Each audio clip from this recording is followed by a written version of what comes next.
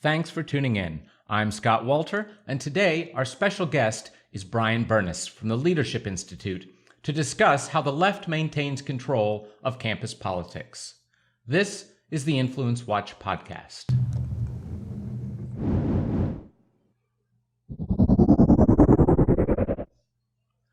When most college students pay their tuition bill, they see a line item for mandatory student fees. While each student may not pay much, the combined fees from all students can add up to a massive sum, and that money goes toward campus organizations that can engage powerfully in political activism. According to an exposé on student fees at the University of Wisconsin-Madison that was done by the Leadership Institute's campusreform.org news site, students at that school are expected to pay over $50 million in student fees in 2018. While the fees at public universities can't go to explicitly political groups, such as college Republicans or Democrats, they can go to heavily politicized advocacy groups, such as socialist, feminist, or racial or ethnic identity groups. Campus Reform found that at UW-Madison, left-leaning groups received 20 times the funding of right-leaning groups. Well, Bryan, first of all, thanks so much for joining us. And I should say that our regular co-host here, Michael Watson, still on paternity leave, upsetting the environmentalists by adding more human beings to the earth. And we are here, as usual, in our Leadership Institute studios that we are happy to use. And it's great to have you from Leadership Institute. Tell us a little bit about LI and what LI has done on the student fee issue. Sure. So one of the programs that we run is an outreach initiative to conservative college students. We do several trainings and several organizational things to help them form student student groups on their chapters when whatever ideas sports that they believe in. So for example, we support pro-life groups, pro-gun groups, Young Americans for Liberty groups, everything in the conservative spectrum, if you will. We have other products training, and then we also, as you cited, has Campus Reform, that is the news site for these groups. Because one of the things that we've noticed over the years was all the bias, in ways these universities try to intimidate, indoctrinate, and shut down conservative groups on college campuses, and there needed an outlet to do that, and that's why Campus Reform is there. But a common reoccurring theme is these groups complaining that universities won't officially recognize them, or give them equal funding. And that's kind of what you see here. Just in general, I think a lot of these students are complaining about the overall cost of higher education and how high some of these student fees are. And in many cases, they're forced to pay into a mandatory fee that supports things they don't believe in. Sure. Well, how big of an issue is this nationwide? Do we have a rough idea of how much money is going into these student fees from millions of college students? Because we have so many different colleges out there, and there's private colleges and there's public colleges, and each one and each system, acts differently. It's really hard to put an exact figure, on the student fee problem, but you're talking about millions. I mean, in one school alone, you're talking about $20 million, in fees. And if you just times that out by the more than 2,000, colleges we have in this country, you can see how large scale this is. It sounds like it's probably in the hundreds of millions of dollars. Yes. It is. Which, if one were going to set up a political movement and knew that you would have access to hundreds of millions of dollars, you might be fairly confident about the capacity of that large movement. And one of the things is, it's not that, conservative student groups don't get any funding. There are certainly, universities that allow these groups to have funding, but in the vast majority, of college campuses out there, conservatives are the minority on college campuses. And in many cases, some or most of the student funding decisions are made by the student governments, which are usually run by progressive or liberal students. And as a result, these conservative groups are treated unfairly. And it's hard to build a majority on campus or get your message out and find others like you if you're being censored or denied access to the same funding as the other side has. Sure. Well, how did the student fees start? I mean, was there a legitimate reason to create the student fees as part of kids' tuition bills? Well, I mean, I think like, anything, any other thing you join in life, whether you join a gym or a cell phone, there's always a hidden fee or a tax, or something else. Let's be honest what these student fees are. In some ways, they're a tax on these students. And as universities grew and expanded, and in some case, not always for the good, I think one thing we've seen, at campus reform and others is universities nowadays seem to be more into the lifestyle experience or entertainment than they are in education. And you've got to fund that somehow. To build the lazy rivers and the rock climbing walls and the latest, dorm things, that has to be funded. And this is a way to do it through a mandatory student fee. But the real question I think we as students, parents, and taxpayers, might have to start looking into is, how is this money being spent? And is it really going to advance the purpose of higher education and prepare these students for jobs in the real world? That seems like a fair question, especially since what you're really saying is, what return are you going to get on your $100,000, $200,000, $300,000 investment in college education? Right, and one of the things I think that this problem has gotten so bad over the years, or these fees have hiked up so much, is because for the average student, that just comes out of high school, what is the difference if you're paying $20,000 a year, in tuition, or $50,000? Either way, it's an unsurmountable debt that you're not used to, and you have a student loan or a grant or something else that's going to cover it. And the thing is, well, I'll worry about this 4 years from now. Well, 4 years later, that couple $1,000s is now $100,000, and if you're $100,000 in debt, what is $1,000 here or there? And that's how they're doing this. But so I do think we have to start looking at, college in terms of what career path does a student want to go down? And when they graduate, what income can they expect to make? And in some decisions, maybe that decides whether they go to college A or college B, because if you're only going to make $40,000 a year in your chosen field, how are you ever going to pay off $100,000 in debt over the year and then still do all the things that these kids are going to want to do as adults, possibly get married, have a house, save for retirement, all those other costs? Yep. Well, let's talk about some of the specific groups that are getting a little fat off of these student fees that, as you say, the average student, when he sees his itemized bill, this is probably less than he's spending for books, so it may not even much less than he's spending for tuition, so it may not seem that big of a deal. Or to a parent who's looking at that same bill and groaning, it's not a very big part of it, but it might be one of the least justified parts of it. So some of the groups that the study that College Reform did noted were things like sex out loud. What can you tell us about that? This is one of, there are a lot of things that happen at college, campuses like Sex Out Loud. A number of universities do things that they call, sex weeks. There's a lot of programming that comes out of the LGBTQ centers or designed to make, sexual identity, more inclusive on campus. But, this is one where, they will take a small amount, a couple dollars here or there. In this case, I think it was somewhere around $77,000, for programming.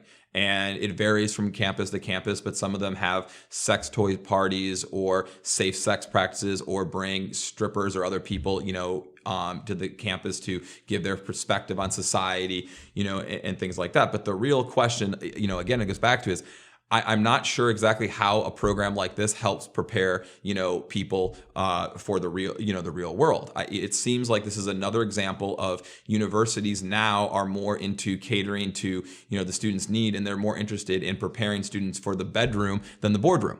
And I don't know that that's what, you or I or any other parent out there sends their kid to college to learn.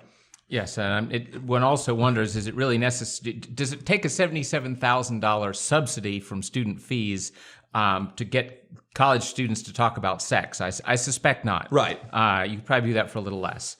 Another group that receiving money, even more money than that, apparently, was the university's chapter of MECHA, and I'm not sure how they pronounce the acronym itself, MECHA. But it's Movimiento Estudiantil Chicano de Aztlán. And that sounds like a more overtly political group that's getting lots of money. Yeah, I would say this is a more progressive group. It's probably funded through a diversity center like that. It does represent in many cases, a diversity group, on college campuses. But you then have to look into the type of programming they're doing. If a quick glance at this group's, Facebook page will tell you that they hosted an event called, Men Are Trash. And how being male is bad on campus, or they're very big supporters at some universities of the DREAM Act, and this is part of the groups that, are attacking ICE agents on campus or banning ICE from campus, or, things of that nature. And so there are some questionable things in whether or not this should be even funded, especially when it happens at a state-funded university. Yes, I noticed in this case, the Mecho, one of their gripes was that at Halloween time, they said that a mere law enforcement costume was intimidating, and they objected to that. Sure. I mean, and this has been going on college campuses for a while as part of the culture war, the political correctness movement. Everybody's offended, whether it's, a law enforcement costume, or, a costume of a nun or religious figure, or a Native American Indian, things like that. And it seems like we have this disturbing trend, on college campuses developing, that your right as a student or as a human not to be offended is more important than a free speech right of somebody else. I don't know how, again, that translates in the real world, because there are things that I experience every single day, watching TV, listening to radio, walking on the street, that offend me. And it's not like I'm calling up ABC or NBC and saying that we have to remove all those hosts from the show because I was offended, by something. That I don't know how you can, exercise your free speech in this society and say what you believe and not offend somebody. So yes, and as you say, lots of people will get out in the real world, the business world, outside of college campus, without deputy assistant associate deans of diversity, and discover that people don't care too much whether they were offended by somebody else who happened to disagree with them. Right. Speaking of the campus-funded efforts to divide people along ethnic and religious and racial and ethnic lines, the study also found groups like the Queer Student Center and Feminist Student Activist Collective groups, and also pure racial groups like Black or Asian American, also getting this kind of funding. Yeah, I mean, this is part of the new university, environment where we want to celebrate diversity and different viewpoints, which I think is great. I mean, every college they should stick to the true intellectual diversity and bring in multiple viewpoints on college camps or anything. I think the problem that we see with this, though, is that how it's practiced in reality on a lot of college campuses is that we only want diversity when it agrees with our liberal or progressive agenda. And this is why over the past couple of years, you've seen these violent outbursts when conservatives come to college campus and speak, because somehow that's not part of the diversity conversation. That point can't be recognized on campus because it offends, some of the liberal and the progressives. I think the other dangerous trend that you see in this diversity movement is that are saying that we're doing this in the name of inclusivity to bring everybody together, and make sure that everybody's on an equal playing field. But in reality, what's happening is we have these special, student centers or programs for one group based on sexual orientation, one group based on, race, or ethnicity. And then we see this going into almost dividing people because we're pitting one group and saying it's better than the rest. And the scary thing is, in some college campuses, you've seen now where there are dorms that are, or this single sexual orientation only dorm, or this single, a race only dorm. It's like we're going back to segregation. And that seems to be a very disturbing trend. It's pretty odd that Bull Connor gets to have the last laugh about segregation on campus. You also have groups that are more obviously, directly, purely political. The Public Interest Research Group, which you can go to InfluenceWatch.org and find out more about their history. But for our listeners here, why don't you explain a bit about what they are? They don't have the smokescreen of, oh, well, we're making up for past injustices about this particular ethnic group or sexual orientation group, do they? No, this is a group that was, founded by Ralph Nader and regularly promotes progressive colleges on college campuses, and in many cases lobbies, state legislatures for these causes. why this group is getting taxpayer funded, money, or in many cases student fees to do this, I don't know what role this plays.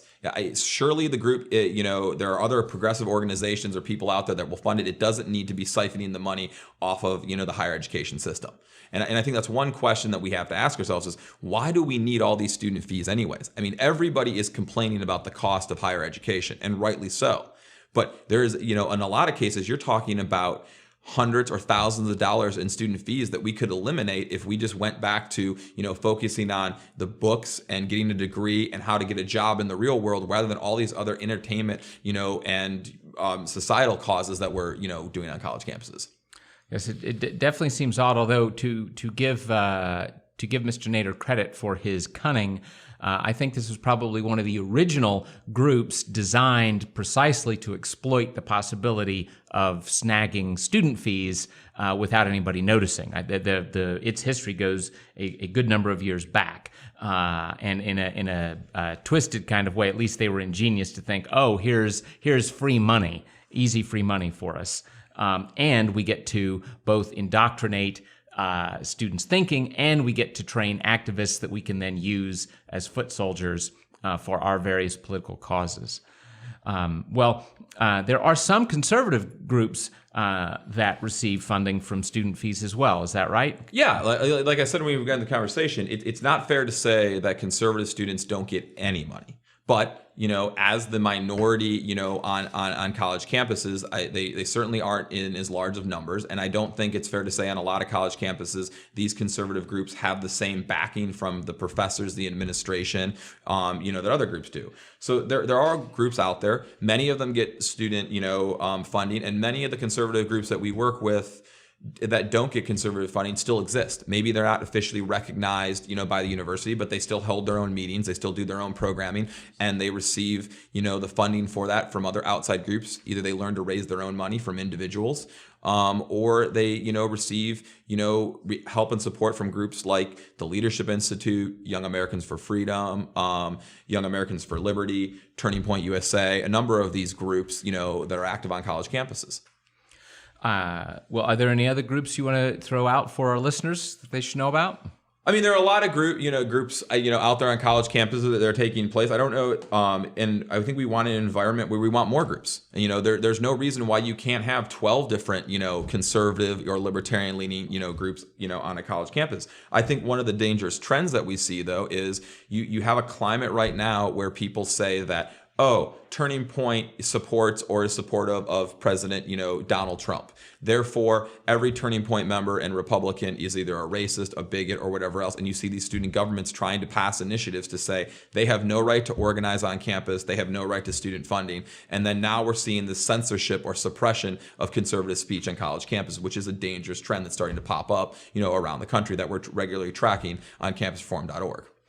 That's you mentioned earlier the intellectual diversity. I mean, it's yet again this just incredible paradox that people whose every other word is diversity, and the average campus now has 10 or 20 administrators with diversity and inclusion in their official titles, and yet when the most important thing that should be going on a campus, college campus, is thought, the idea of diversity in thought is actually verboten. And what we want to have is a variety of sexual orientations and genders and races and ethnicities who all think the identical thoughts with no diversity there. Yeah, I mean, from a institutional level, the faculty and the administrators believe in freedom of speech when it applies to them. So it's their slogan, or message or mantra seems to be free speech for me, but not for thee. As soon as it crosses into something that they don't agree with, they find a way to label it a hate group, or say that it's dangerous, and shut it down. And I think what we really need to do is just have more dialogue on all of these, topics on campus so that we are training and preparing a generation of college kids that can actually critically think, form their own decisions, and go on into the workforce. The danger, that we're developing here is that the next generation of elected officials, of CEOs, governors out there, has been exposed throughout their entire college career to only one point of view and doesn't see both sides of the story and can't critically think, and analyze. I mean, what is the safe space generation going to do when they go in the real world and they hear something offensive? Are they going to crawl under their desks? Are they going to call the HR department and, try to file a trigger warning? I just don't know where this is going, and I don't know that it's healthy. Yes, I have a great story from I heard it from a conservative professor, but the story involves one of his left-wing colleagues. The colleague was teaching an American government course, and the idea was that it was an American government course that was going to talk about great political controversies in the history of America. So, understandably, if you're going to talk about those controversies, you have to have some idea about, okay, well, there was a controversy over this subject and people had different views, and let's start with what their two views were, and then we'll learn more about how the controversy developed. Well, so here's what the left-wing professor found. He was opening his class up, and it was going to be on abortion. Now, obviously, big controversial issue in American history. And he said, okay, well, let's first just get on the table what the two sides believe. Who here can explain to me what the pro-life view is on abortion? And the room was silent. He said, no, come on, just, I'm not saying you agree with it or anything, just, I don't agree with it, but just we got to start by explaining what's that side of this issue. Total silence. Apparently there wasn't a kid in the room that either knew or was willing to admit he knew what that view was. So the left-wing professor groaned and said, okay, well, here's, the gist of what the pro-life argument would be. And he just rattles off a few simple talking points. And a girl in the front row starts weeping. And he's baffled, like, well, what's the matter? And she says, I have no idea how to respond to any of that. She was not at all pro-life. She wasn't feeling guilty over some abortion that she had. She was weeping because she was utterly ignorant of what the other side of her own position might be, and she was terribly distraught that because she was so ignorant, she couldn't respond to it and defend her own position. Now, that's a pathetic. Well, and I would say that I think you and I can both agree she's not alone. There are probably several students like that. And the scary thought should be is, what happens in 15, 20 years when that student is elected as a member of Congress, or that student, is a governor, or, runs for president or something like that? That is the type of person that we all want making decisions for all of us. And this is, one of the ways in which I think the American higher education system is now failing, our students. Yeah. The other thing I wanted to touch on that you brought up as well, and that is this, we've begun to hear the argument that, like, your speech, which I disagree with, hurts me because I disagree with it. I'm hurt by your speech. You've done violence to me by saying something that I disagree with. And that was puzzling to me for a while because, like, no, it isn't violence to express an idea that someone else disagrees with. I mean, in and of itself, that's simply not violence. But I began to suspect, however, that when you start, that the reason for making this bizarre argument that speech by itself is violence is that it can let you then flip things around and say, okay, these Antifa thugs here who are violent, their violence is just speech. Yes. Your speech is violence, and my violence is speech. Yeah, it's justifying, this crazy, reaction there. And we have to be, careful where we let this, go, because we are not fully educating people. And I think the other disturbing trend you see is recently poll after poll that comes out and asks students about the First Amendment. They don't know what the First Amendment actually means, and they don't know what speech is protected and what speech not. And that's a very dangerous thing. We're not even teaching basic civics and history anymore, I don't even know if we're doing it in high school anymore, but it's definitely, they lose it when they go to college. Yeah, well, groups like Intercollegiate Studies Institute, ISI, and ACTA, the American College of Trustees and Alumni, have done wonderful polls where they ask people simple civics questions, and they find how pathetically high school kids and college kids perform. And my personal favorite is that at very prestigious universities like Duke, when they go and they test freshmen and seniors, they discover that in many places, the seniors are even more ignorant than the freshmen, which is to say, what little they came in knowing as freshmen, a lot of it got lost because, of course, in their 4 years, for hundreds of thousands of dollars. They didn't get even the most basic things. And so pathetic questions like, what are the three branches of government, are simply beyond their capacity. Yeah, and that's one of the things that we cover every day at the Leadership Institute's Campus Reform is this level of indoctrination that these kids in many cases are, top performers in great high schools around the country. They go to college, they're paying, $30, $40, $50, $100,000 for this education, and they come out worse off on the other end because they have been so indoctrinated. They have only learned one side of the story, and they have been, it's been so jammed down their throat that if you don't, agree with this point of view, you are somehow a monster. Well, let's go back to the Sure. to speaking of college reform. Let's go back to the actual study of student fees that it did. That's so valuable. We've talked about some of the groups that get money from this. But let's talk about some of the actual entities and programs that got funding on campus. Okay. I see that the Boynton Health Facility there at UW got a very large sum of money. Can you tell us a bit about that?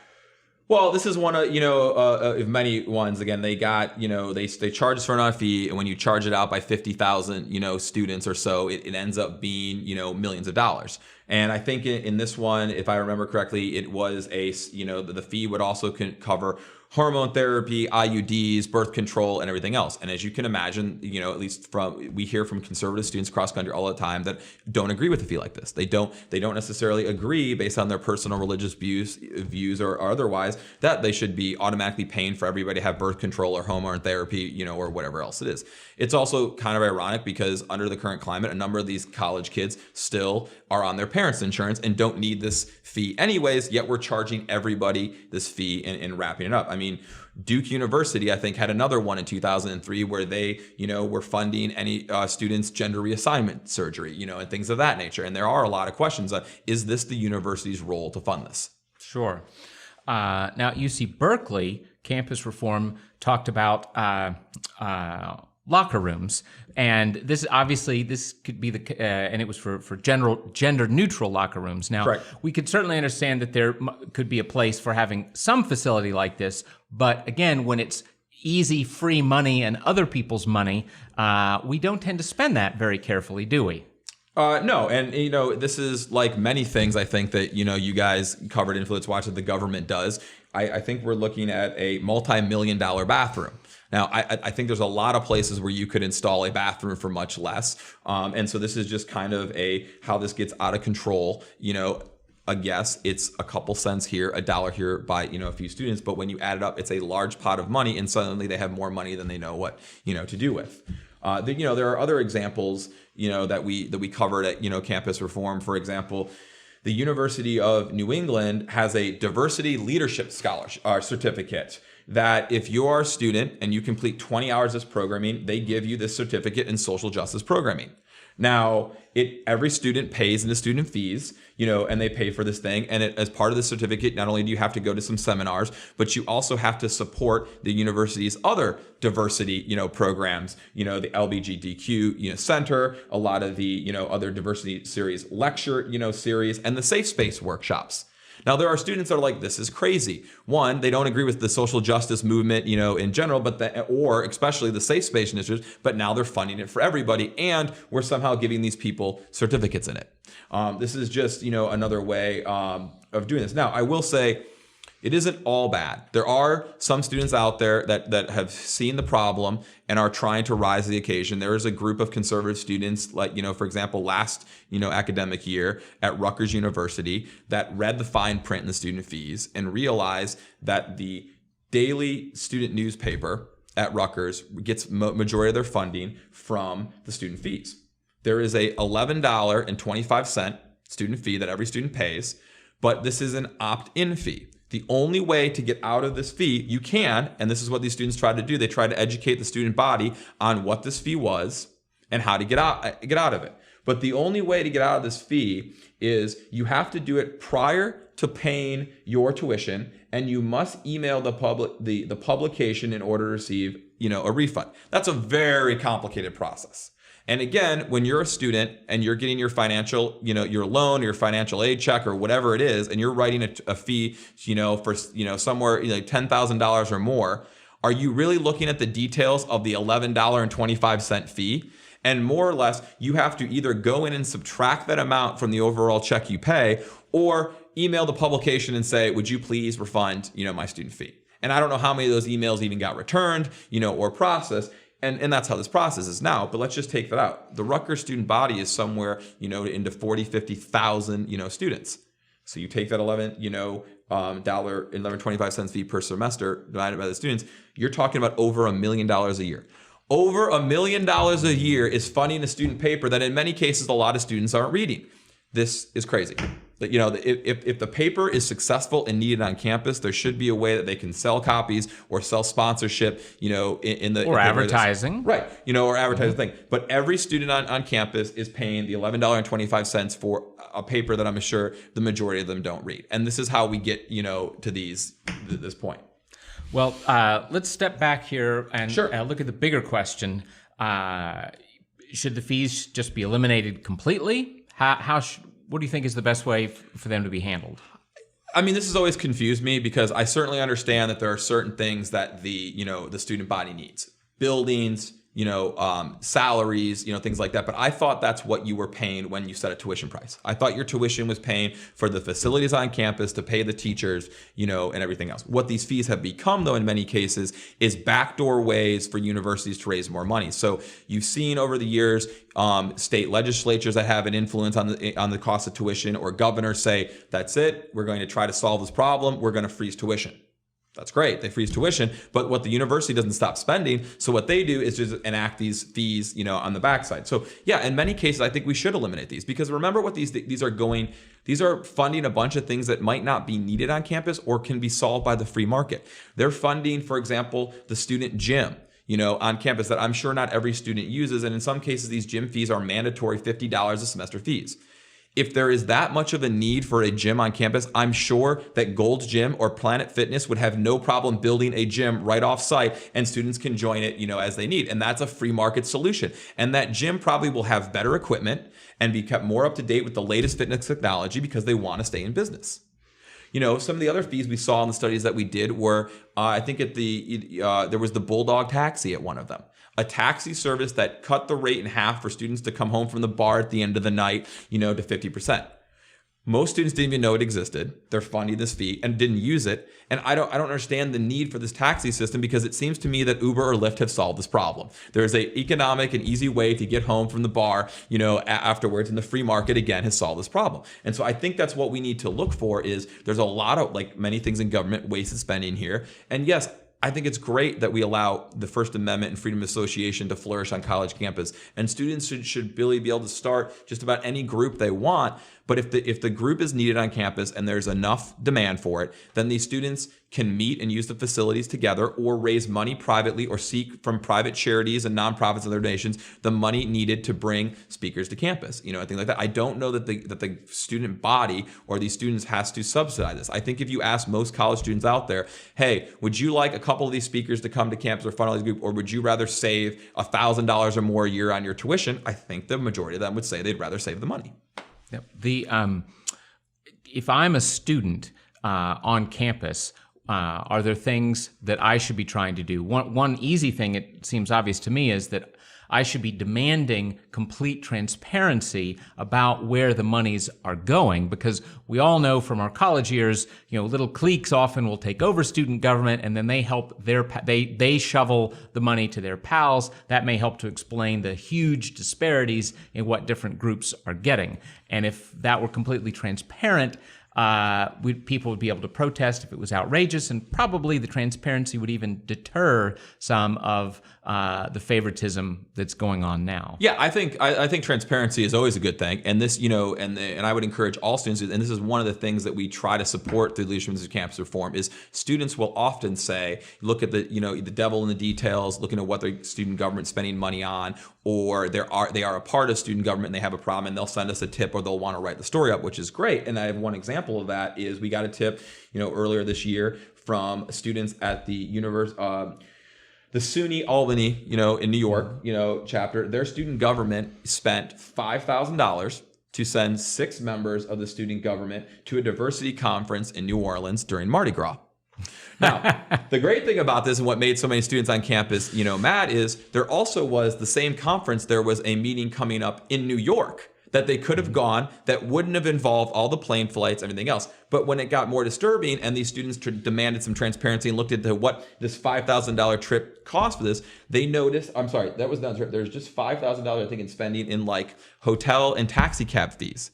Now, the majority of the Uber fees were not going from the hotel to the conference. They were going from the hotel to the French Quarter, and they were at nighttime. So the university and the student fees were most likely paying for these student government officers to have a great time at Mardi Gras and go bar hopping. That is not what the intention, I don't think, of those student fees when they were, taken from all the students was. And there was no control here. This would have been one. If there's a need to go to the diversity conference, okay, but why aren't you going to the one in your own state where presumably you would be networking with students around your own community and things like that, rather than going on what amounted to, it seems like here, a paid Mardi Gras vacation where these student government, officers had no problem voting in a fee to enrich themselves and create their own great experience. Well, frankly, that sounds like great job training for future members of Congress. Oh, yeah, exactly. Going on junkets around the world of no value but great expense. Thanks so much, Bryan, for joining us this week and for all of the great work that Leadership Institute and its campusreform.org news site has done on this issue. I hope that both students and state legislators will study all these reports carefully and think about how they can make things better on campus, because God knows campuses are not one of America's success stories. Right, and thank you for having me. I'm happy to come on and talk about it, and I do think a key to this is going to be having students, taxpayers, and alumnus hold the universities accountable and hold their state legislators accountable. When it comes to the student fee issue, legislatures can have an influence and should. And anybody who's interested in this topic can continue to follow these stories at campusreform.org. So thanks so much. Thank you, Bryan. That is our show for this week. If you're listening to us on iTunes or Stitcher, you should know that we broadcast a live video version of the podcast at 10 a.m. on Thursdays for Facebook Live and YouTube. You can find our pages by searching Capital Research Center. And if you're watching the video version, we encourage you to subscribe to the audio on your preferred podcast platform. We'll see you next week.